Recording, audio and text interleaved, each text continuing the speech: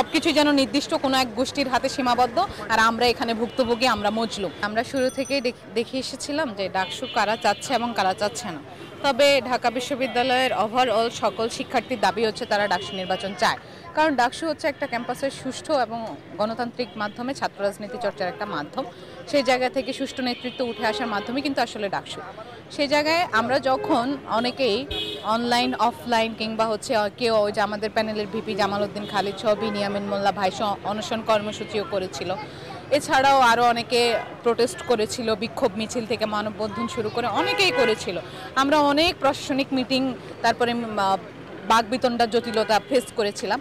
সেই জায়গা থেকে আমরা তখন দেখেছিলাম যে এক নির্দিষ্ট পাওয়ারফুল গোষ্ঠীরা বা বিভিন্ন বড় মহল, বিভিন্ন রাজনৈতিক গোষ্ঠী কিন্তু আমাদেরকে এসে বলছিল যে ডাকসু নির্বাচন হবে না, তোমরা যাই করো না কেন। তো আমরা হাসতাম, তারাও আমাদেরকে হাসি তামাশায় টিটকারিতে উড়িয়ে দিত।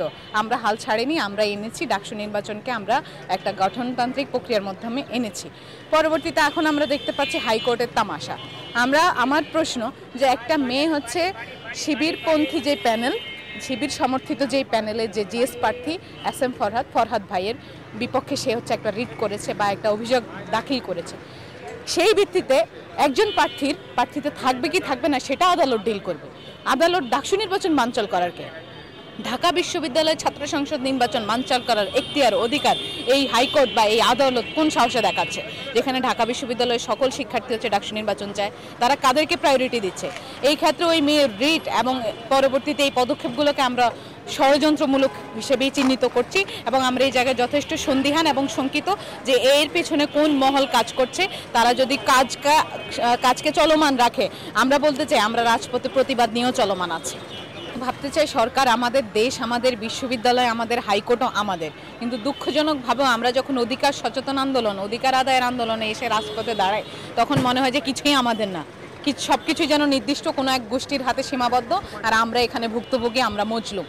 এই যে আমরা যে দিনের পর দিন অত্যাচারিত, আমরা বলতে চাই নির্দিষ্ট গোষ্ঠীকে যেভাবে চিহ্নিত করা যায় আমরা সেভাবে চিহ্নিত করে ফেলতেছি। আমরা কিন্তু ওপেন সিক্রেটের মতো বুঝতে পারছি কারা পিছনে একরকম সামনে একরকম, কিন্তু তারা যেহেতু সামনে এসে নিজেদেরকে খোলাসা করছে না, তাই আমরা অপেক্ষা করছি আপনারা কবে আমাদের সম্মুখে এসে আমাদের সাথে যুদ্ধ ঘোষণা করছেন এবং আমাদের সাথে কবে আপনাদের সামনাসামনি ফাইটটা হয়ে যাচ্ছে। কারণ আমরা গত জুলাইয়ে আমরা সামনাসামনি ফাইট তো আমরা দেখেছি, আমাদের উপর লীগের অত্যাচার, টর্চার, আমাদের জুলুম আমরা সেটা দেখেছি। আমরা কিন্তু রাজপথ থেকে সরে যায়নি, আমরা কিন্তু সেসবের বিরুদ্ধে এখনও সোচ্চার। কেউ যদি স্বৈরাচার হতে চায়, কুক্ষিগতকারী কেউ যদি হতে চায়, আমরা তার দাঁত ভাঙা জবাব দিব অবশ্যই। দেখুন, ছাত্র রাজনীতির যে গণতান্ত্রিক ধারা, এটা যদি এস্টাবলিশ হয় তাহলে তো অবশ্যই সেটা জাতীয় নির্বাচনে প্রভাব ফেলবে।